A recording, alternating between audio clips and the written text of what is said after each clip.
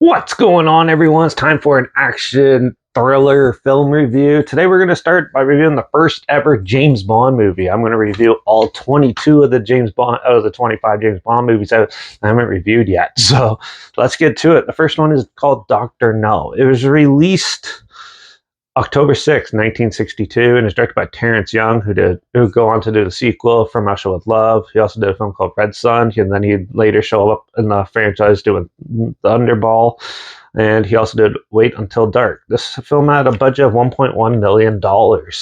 So this is a spy thriller where you meet James Bond, played by Sean Connery, young Sean Connery. He was like 32 when he did this. He was the same age as me now.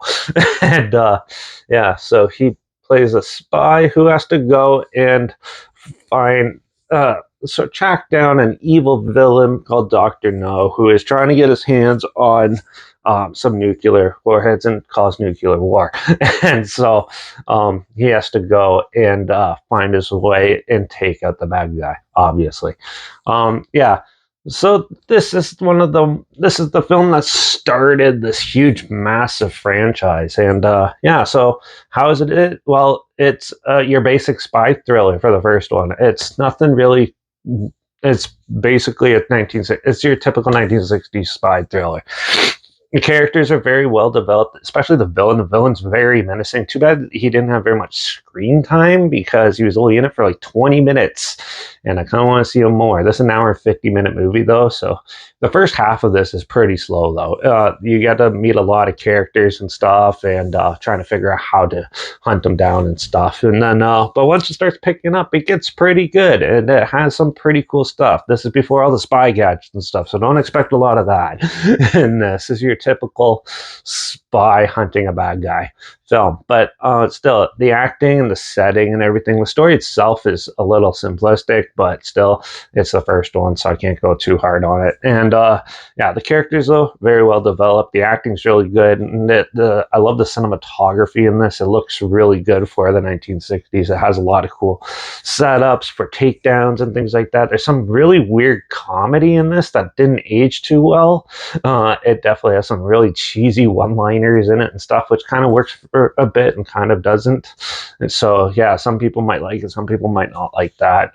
But yeah, the music's really good too. And overall, I thought this film was actually pretty fun and entertaining. It's definitely, I wouldn't say the best James Bond movie, but it's pretty good for a spy thriller. Like to introduce you to the characters and stuff, it was actually pretty good. And they definitely would have to one up it in the next one, which they do. So, Dr. No is a cool first entry to it. It's pretty basic for the 1960s spy genre, and overall, don't mind the dog head. And overall, I thought it was still a pretty good movie. So I'm going to give Dr. No a 4 out of 5. It's good and fun, and it definitely has some pretty neat stuff. If you like 60s films and older films like that, you should definitely check this one out, especially if you like the James Bond films, because I'm going to be reviewing all of them. I've only reviewed 3. This is the 4th one I've done. I reviewed most of the newer ones, but I haven't looked back and reviewed a lot of the old ones. I think the oldest one I've reviewed is GoldenEye from 1986, which is like number 15 or something. So, yeah, we're going to be checking out all these. So, yeah, this is the first one. So, if you want to check it out, I'm not sure where it's streaming or anything, but I'll link the trailer at least down below so you can see what I'm talking about down there. I'll also link down below is my Instagram. That's where I post clips of films we're going to review in the future on my story. Just put the film title in there, and some fun fact or history thing in there as well. Also, my letterbox down below, Derek P Reviews. That's where I post my first star rating after watching the films. And my Twitter's down below, reviews_Derek. So follow me on those platforms. Stay in the loop with this channel. Like this video, share it to more people aware of it. Comment your opinions of the film down below if you have any. If you have any films and film franchise in any genre and on any streaming service that you'll hear my opinions on in the future, comment them down below too. I'll try my best to get to them as soon as I can, and if I can find them. Also, let me know what your favorite James Bond film is down below.